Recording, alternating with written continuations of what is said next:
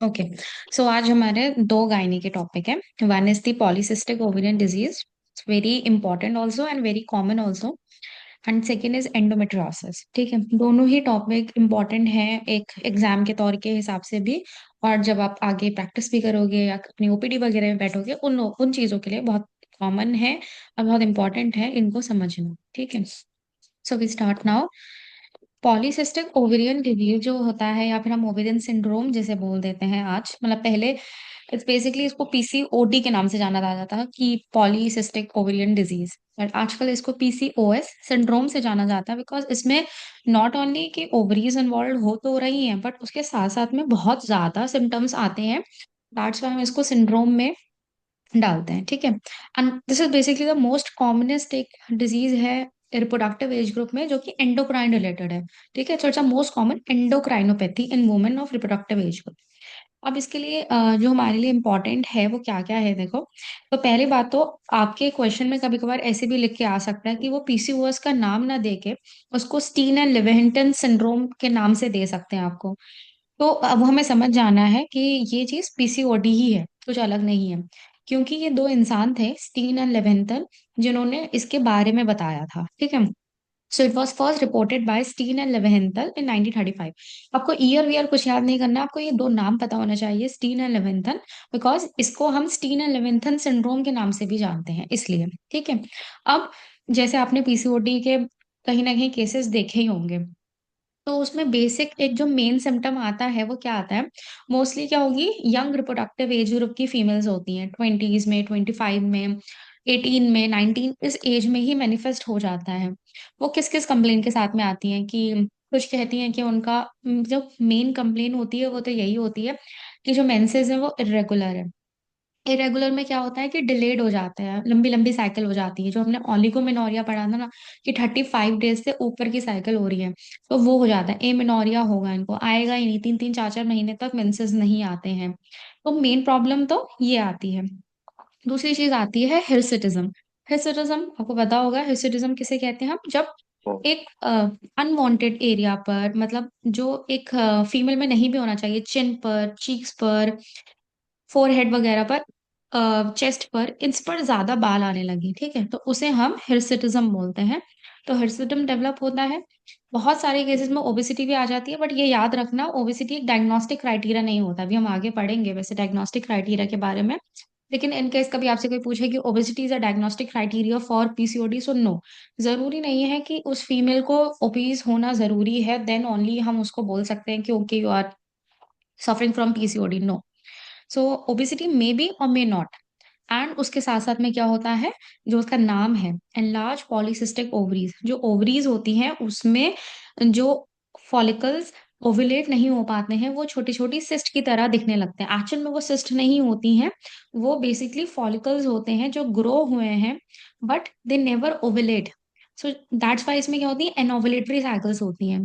तो जब वो ओवुलेट नहीं कर पाते हैं तो वो वहीं रह जाते हैं एंड वो एक सिस्ट की तरह दिखने लगते हैं, बट एक्चुअल में वो सिस्ट नहीं होती हैं। तो अभी लिखा हुआ है यहाँ पर कि it is however a misnomer as there are no cyst in the ovary.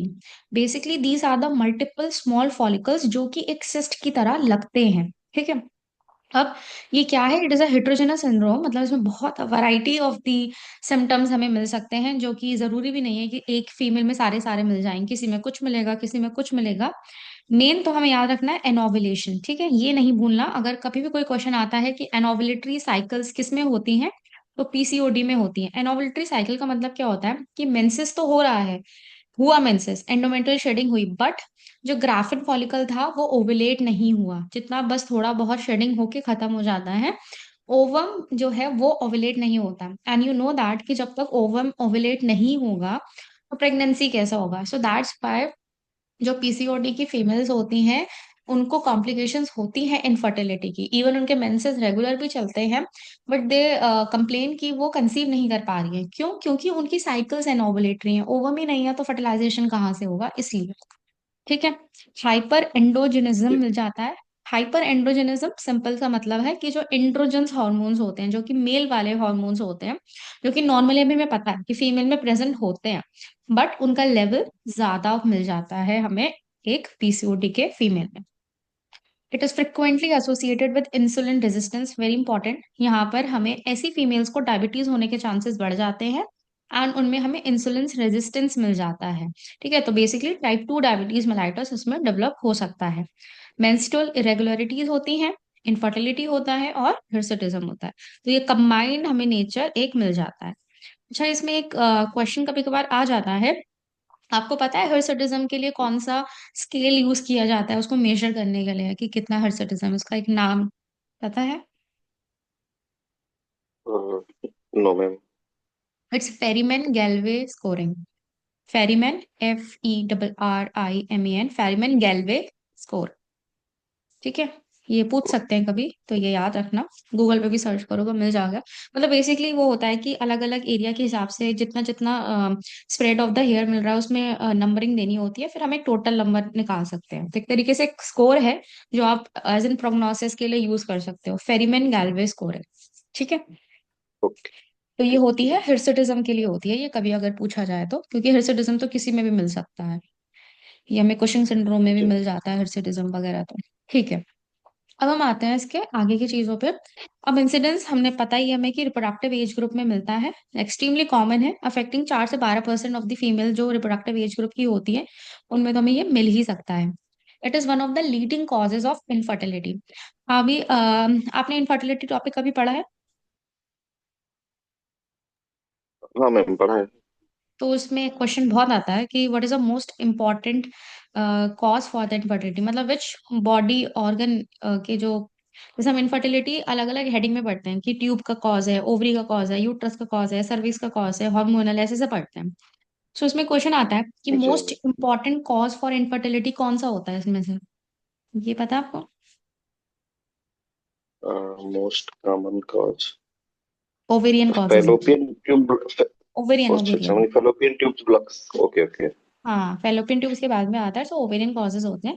In ovarian causes में भी जैसे ये इनफर्टिलिटी का जो लीडिंग कॉज है वो एक PCOD भी है, it is one of the leading causes of infertility.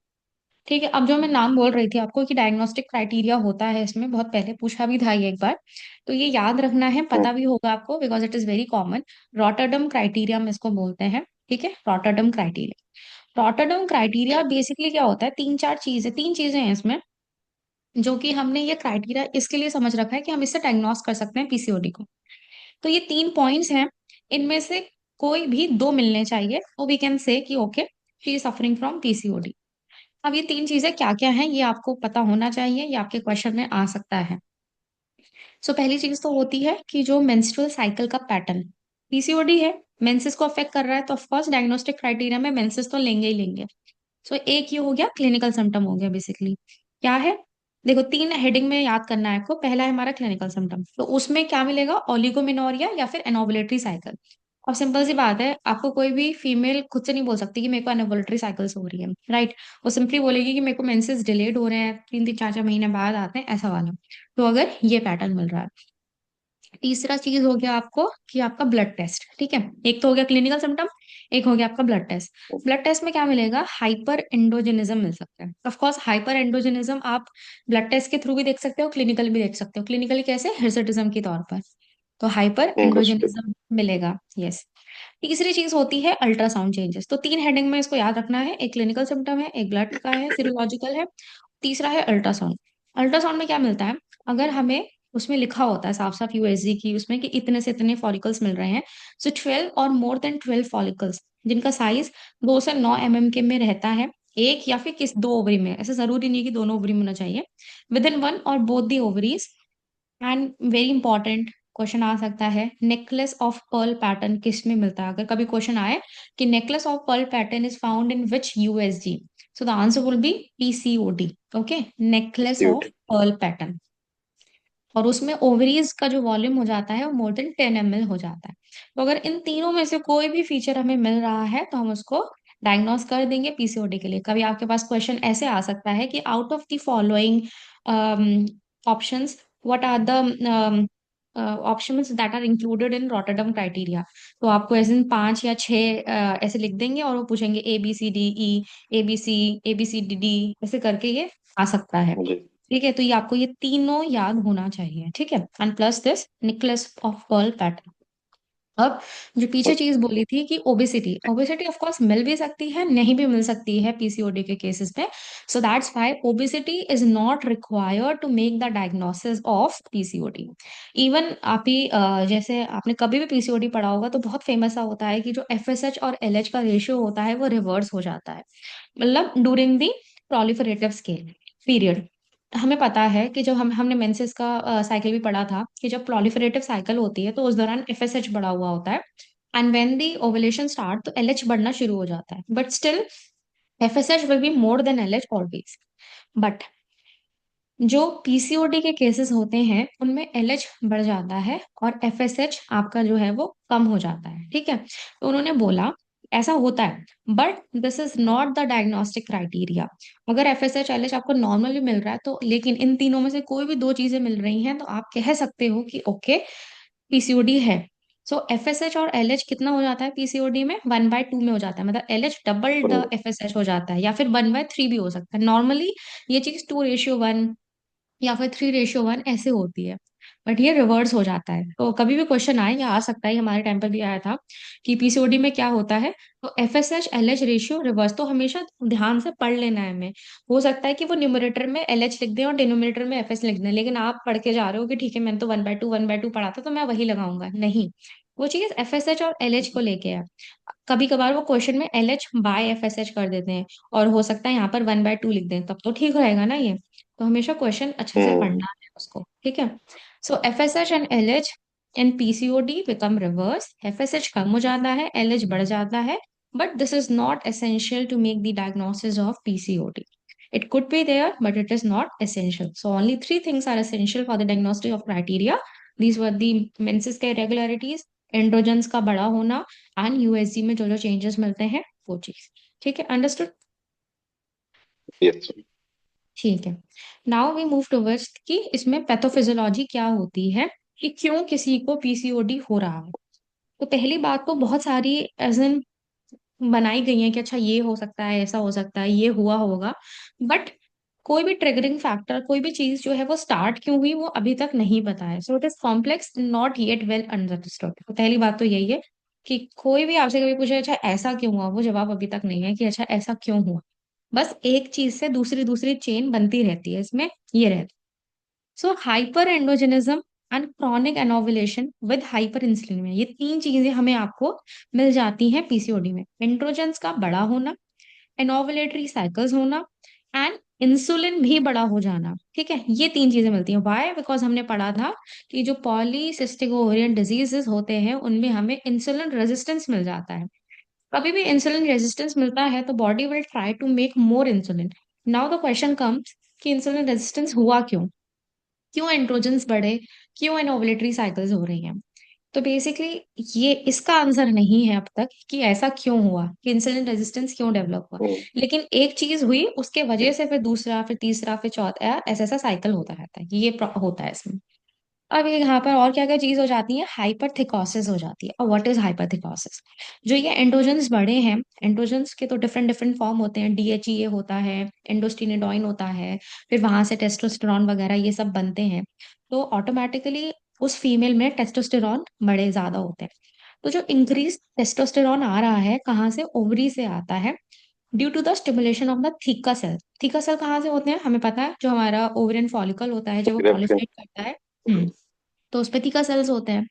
So theca cell stimulate होके बाय परसिस्टेंटली एलिवेटेड एलएच। अब हमें पता है पीसीओडी में एफएसएच कम हुआ है, एलएच बढ़ा है।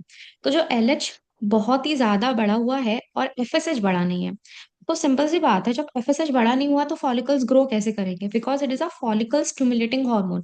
फॉलिकल्स प्रॉपर जितना उनका ग्रोथ होना चाहिए उतना नहीं होगा, लेकिन एलएच बढ़ गया।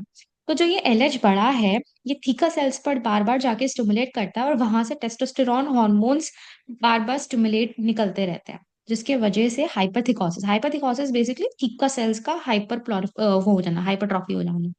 तो ये चीज हो रही है। अब यहाँ पर एक चीज होती है एरोमेटाइजेशन। एरोमेटाइजेशन क्या होता है, you know what is aromatisation? Digestion. Aromatisation that occur in the ovary. Aromatisation basically कुछ नहीं होता है, ये छोटी सी चीज है। जैसे अब आपको पता ही है कि एक जो मेल होता है उसमें प्रीडोमिनेंटली एंड्रोजन्स टेस्टोस्टेरॉन ये होते हैं, लेकिन उनमें भी ईस्ट्रोजन पाया जाता है, राइट। सिमिलरली एक जी। फीमेल में भी ईस्ट्रोजन्स प्रीडोमिनेंटली होता है, लेकिन उनमें minor amount of testosterone androgens उनकी ओवरीज भी और उनके एड्रिनल ग्लैंड भी निकालते हैं। Aromatisation is basically the concept की जो DHEA होता है, डाई हाइड्रो एपी एंडोस्टेरिडोन, DHEA, ठीक है। ये हार्मोन जो होता है, ये इसका एरोमेटाइजेशन, ये ग्राफिकन फॉलिकल कराते हैं, इसका एरोमेटाइजेशन होके एंड्रोजन्स बनते हैं। एरोमेटाइज हो रहा है मतलब they are converted into the androgens. So defective aromatisation हो जाता है, मतलब हाइपर एंड्रोजन्स बनने लगते हैं within the ovary, hyper androgenic micro environment within the ovaries. तो ओवरीज ही इतने ज्यादा एंड्रोजन्स निकाल लेती है, दैट्स व्हाई मैस्कुलिन फीचर्स जो होते हैं वो आने लगते हैं, और फॉलिकल्स जो होते हैं वो मेच्योर नहीं हो पाते हैं। तो जिसके वजह से फॉलिकल मेच्योर नहीं हो पाएंगे, they never achieve at the stage जहां पर उनको ओवुलेट होना है। So that's why anovulatory cycle हमें PCOD में मिलती है। ठीक है, कोई प्रॉब्लम है अभी तक? No ma'am. ओके। नाउ अब जैसे क्या है, उन्होंने बताया कि पीछे तो यहाँ पर हमारा डिफेक्टिव एरोमेटाइजेशन कहीं कहीं मिल सकता है। उन्होंने बोला कि नॉर्मल एरोमेटाइजेशन भी हो सकता है पेरीफेरी में। मतलब हमें पता है ना कि ओवरी जो है वो आपकी अंदर जो होता है उसके मेडुलरी पार्ट है, बाहर की तरफ मेसन कॉर्टेक्स है। तो जो पेरीफेरी है कुछ पार्ट है, वहां पर नॉर्मल एरोमेटाइजेशन भी हो सकता है, जहां पर अनअपोज ईस्ट्रोजेनिक एक्शन होगा। प्रोजेस्टेरॉन बन नहीं रहा है। क्यों नहीं बन रहा है? क्योंकि ओव्यूलेशन नहीं है। हमें पता है जब ओवम बन जाता है तभी प्रोजेस्टेरॉन का लेवल बढ़ता है, जब कॉर्पस ल्यूटेम बनता है ना। तो कॉर्पस ल्यूटेम तो तब बनेगा ना जब ओव्यूलेशन हो जाएगा। तो कॉर्पस ल्यूटेम नहीं है तो प्रोजेस्टेरॉन भी नहीं है। ठीक है। अब हमें पता है प्रोजेस्टेरॉन नहीं है लेकिन ईस्ट्रोजन ज्यादा है। तो आप खुद सोचो, जब ईस्ट्रोजन बढ़ता है तो एंडोमेट्रियम की सेल्स का क्या होता है, बताओ। हमने पढ़ा भी था। जब ईस्ट्रोजन बहुत ज्यादा है तो एंडोमेट्रियम की सेल्स का क्या होगा?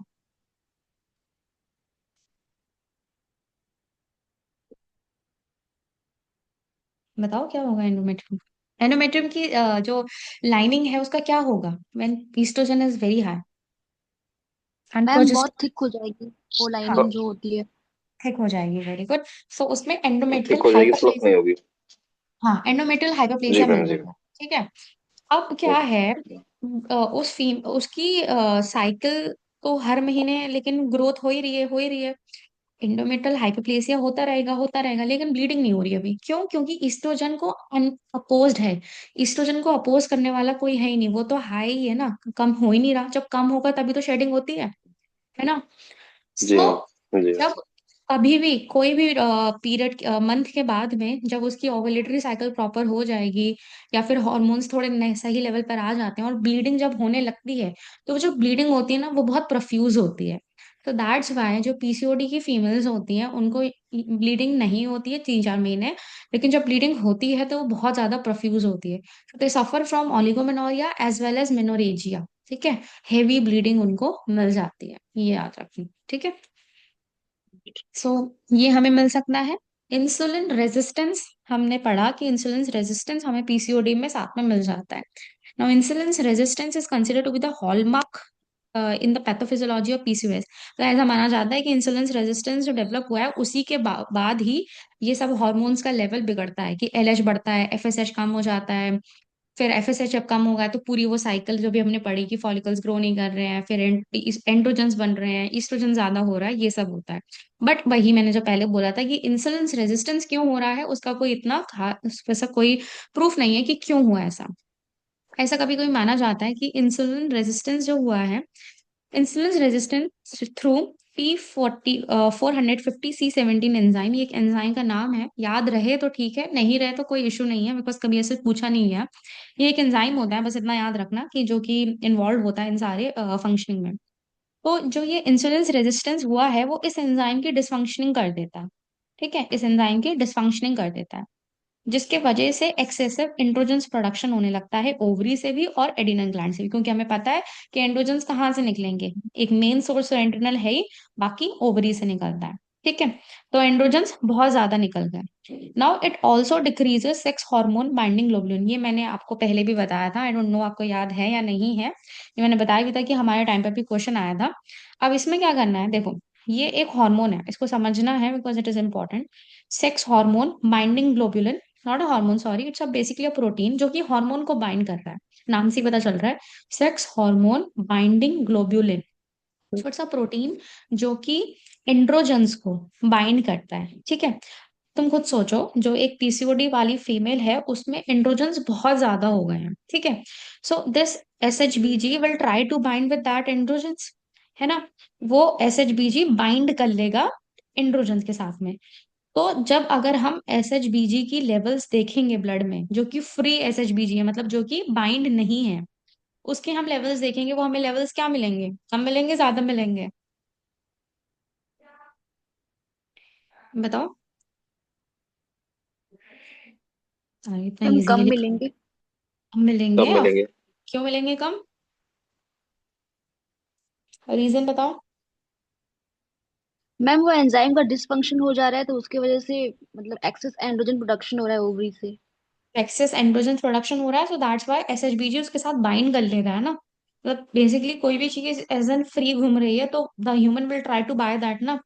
सो द ह्यूमन जिनके पास में वो प्रोडक्ट नहीं होगा वो कम हो जाएंगे, है ना। सो एसएचबीजी का जो अमाउंट है वो कम हो जाता है, ये इंपॉर्टेंट है, ये आपसे पूछ सकते हैं, हमारे टाइम पर आया था ये क्वेश्चन, ठीक है।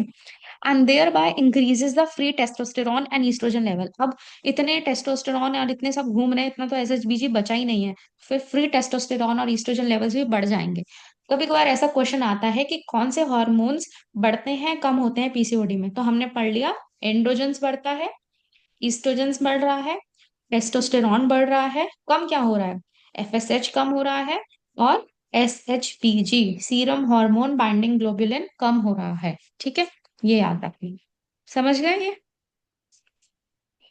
ठीक। ठीक है। अब हम आते हैं क्लिनिकल फीचर्स पे, जो कि बेसिकली हमने डिस्कस कर भी लिए पीछे, इसका ही सम अप है। क्लिनिकल फीचर्स क्या क्या होते हैं पीसीओडी में आते हैं, हमने पहले ही बताया था आपको कि ओलिगोमेनोरिया मिलता है। एंड आई होप को पता होगा कि ओलिगोमेनोरिया क्या होता है, कि जब मेंस्ट्रुअल साइकिल का जो ड्यूरेशन हो जाता है, if it is more than 35 days and continuously ये चीज 3 से 4 साइकिल के में होती है, उसे हम ओलिगोमेनोरिया बोलते हैं। एमेनोरिया एब्सेंस ऑफ मेंसेस वही मिल रहा है। इनफर्टिलिटी मैंने आपको बताया ही कि क्यों इनफर्टिलिटी मिलती है, ये भी मैंने आपको बता दिया, due to the anovulatory cycle. Obesity मिल सकती है, जरूरी नहीं है मिलेगी मिलेगी, हो भी सकती है नहीं भी हो सकती है, but this is the fact that कि जो लोग ओबीज होते हैं पहले से they are more predispose to develop PCOD, because एक ओबीज इंसान में इंसुलिन रेजिस्टेंस ज्यादा जल्दी होता है due to that leptin also. So insulin resistance develop हो गया तो वैसे भी पीसीओडी का पैथोफिजियोलॉजी स्टार्ट हो ही जानी है। ओबेसिटी हो सकता है, हिरसुटिज्म, हेयर वही क्यों हो रहे हैं, एंड्रोजन्स की वजह से हो रहे हैं, एक्सेस ऑफ एंड्रोजन्स मिलेगा तो एक्सेस ऑफ हेयर प्रोडक्शन मिलेगा।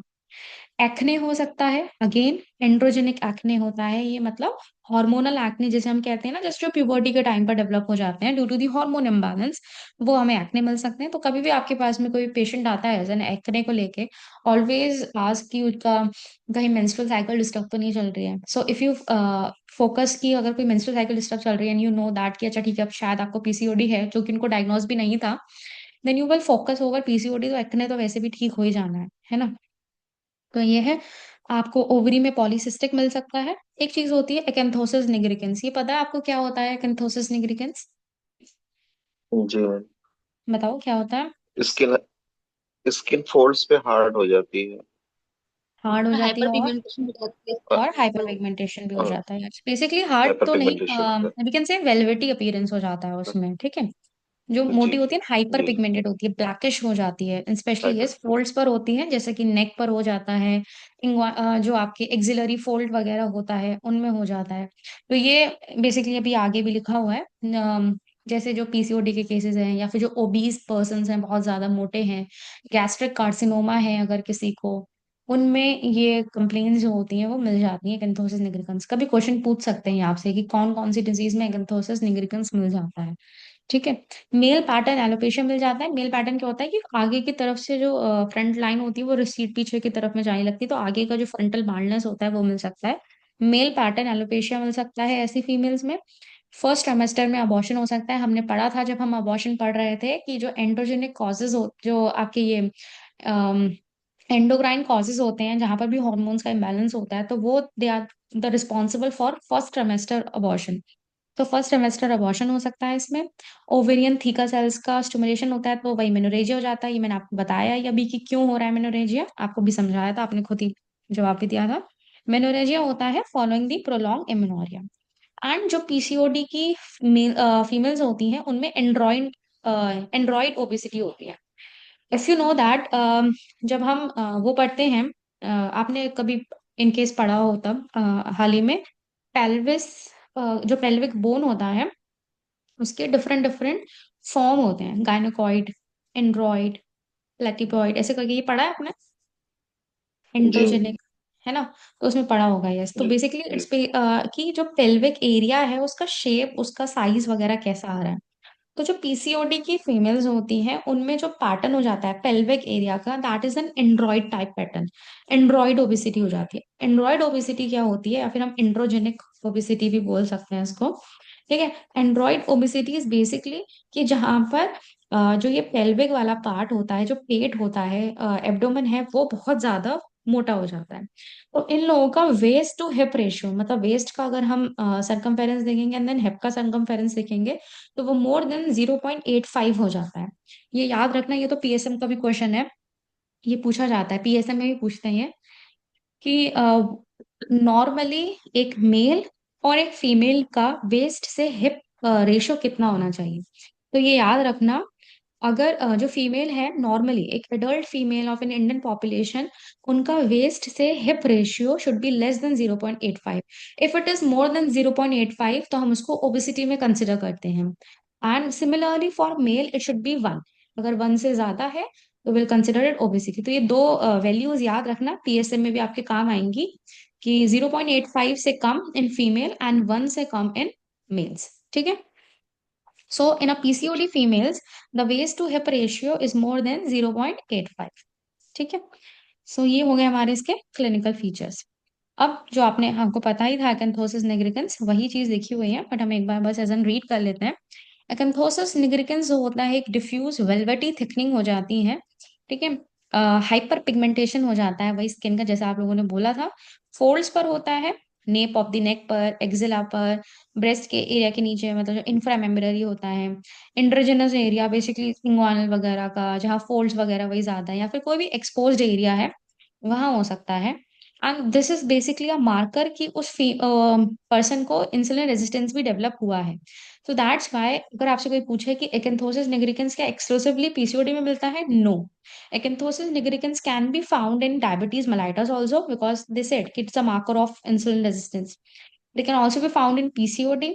It can also be found in gastric carcinoma and obesity. तो ये चार चीजें तो याद रखना ही रखना कि Acanthosis nigricans कहाँ कहाँ मिल सकता है, ठीक है।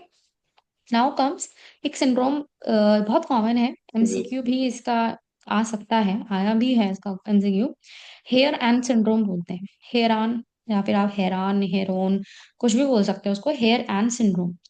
हेयर एंड सिंड्रोम नथिंग, जो आपने अभी पीछे पढ़ा है उसी का ही समअप है।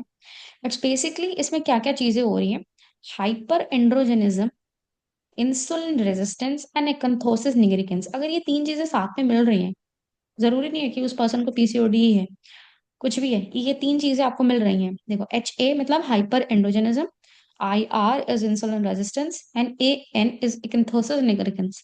अगर ये सब चीजें मिल रही हैं, वी सेड इट कि the person is having HAIR AN syndrome, ठीक है। सो ये एक चीज होती है, ये याद रखना। देन लॉन्ग टर्म कॉम्प्लिकेशंस क्या हो सकती हैं पीसीओडी के, सिंपल जो तुमने पीछे पढ़ा है ना, बस वही लगाना है, कुछ ऐसा नया नहीं है। देखो, इंसुलिन रेजिस्टेंस हुआ था तो ऑफ कोर्स डायबिटीज मेलाइटिस हो सकता है, राइट। एंडोमेट्रियल हाइपरप्लेसिया हुआ था, ये भी आपको पता है क्यों हुआ था, क्योंकि अनअपोज ईस्ट्रोजन था, ईस्ट्रोजन बहुत ज्यादा था, जिसके वजह से एंडोमेट्रियल हाइपरप्लेसिया होगा। तो बहुत ऐसे रेयर चांसेस हैं, लेकिन कि एंडोमेट्रियल कार्सिनोमा हो सकता है, वही अगेन ईस्ट्रोजन बहुत ज्यादा है इसकी वजह से। वेरी इंपॉर्टेंट, अगेन कभी को भी क्वेश्चन पूछ सकते हैं इसके लिए, मेटाबॉलिक सिंड्रोम और सिंड्रोम एक्स इसके नाम से आ सकता है, और इसका भी क्वेश्चन आ रखा है पहले, ठीक है। सिंड्रोम एक्स करके क्वेश्चन आया था एक बार। सो सिंड्रोम एक्स डेवलप हो सकता है, अब तुमको ये याद रखना है कि सिंड्रोम एक्स में क्या क्या चीजें होती हैं।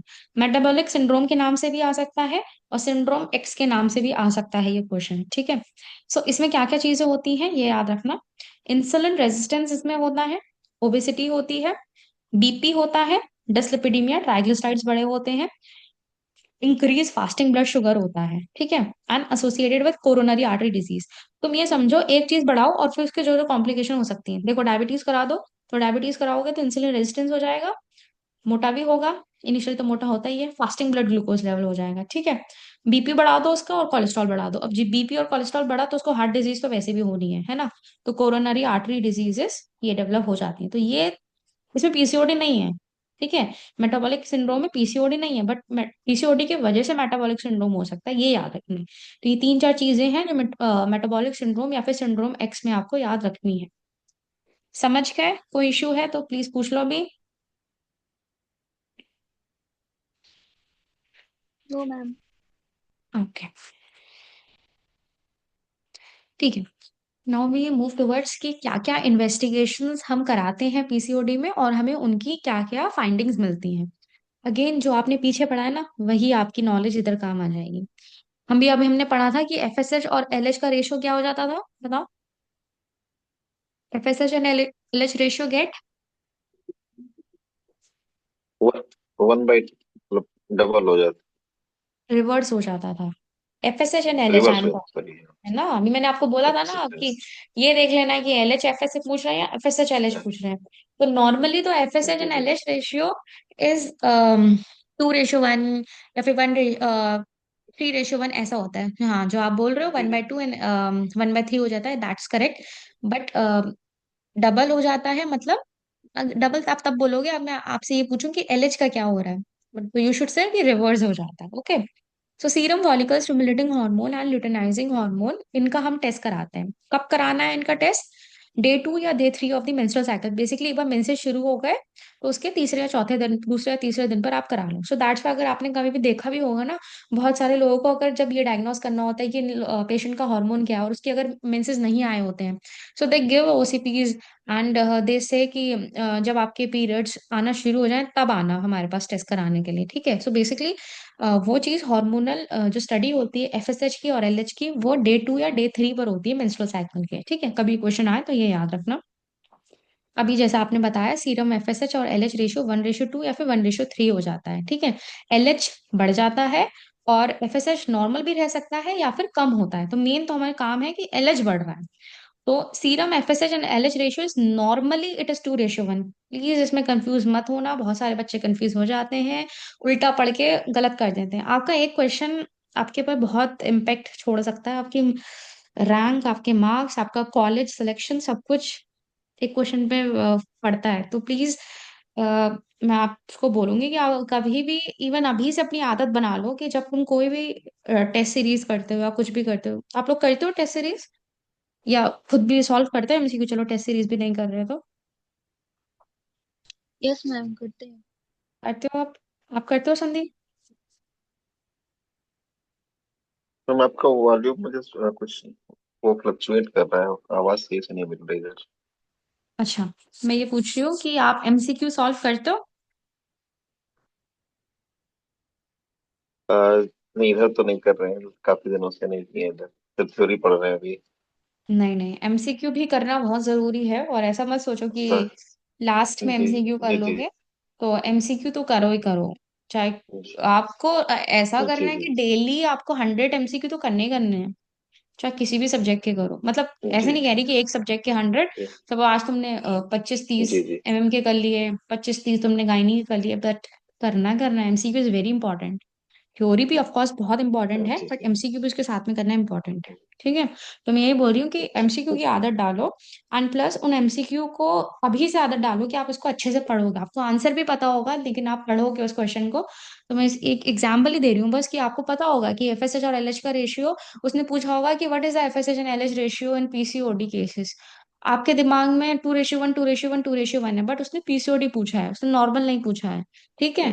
तो ये हमेशा पढ़ लेना है, ये तो बस एक एग्जाम्पल है, ऐसा तो बहुत सारे क्वेश्चंस हैं जहां पर उल्टा सीधा हो जाता है, एंड एमसीक्यू हमेशा ऐसे ही बनते हैं। क्वेश्चन बहुत इजी होता है, बट वो थोड़ा सा घुमा देते हैं उसको, एंड बच्चे उसमें गलत कर देते हैं, चाहे वो मटीरियल मेडिका का क्वेश्चन हो मैम या किसी का भी हो। वही हाँ क्वेश्चंस मैम बनते ही थे तो एमसीक्यूज में लगाती थी तो बहुत सारे क्वेश्चंस हाँ में रॉन्ग हो जाते थे। इसलिए मैंने हाँ क्लास ज्वाइन किया स्पेशली, क्योंकि मुझे लगा हाँ। कि ऐसे इसका हम्म। स्पेशली क्लास लेना जरूरी है। इंटरेक्शन होगा तो बेटर कॉन्सेप्ट मतलब बिल्डअप हो हाँ। जाएगा। वही। क्योंकि ऐसा ही होता है, या तो देखो जैसे आपको बहुत अच्छा आपका बेसिक्स क्लियर है, तो मैं तो ये भी बोलती हूँ कि आपको जरूरी भी नहीं है कि कोचिंग लेना जरूरी है।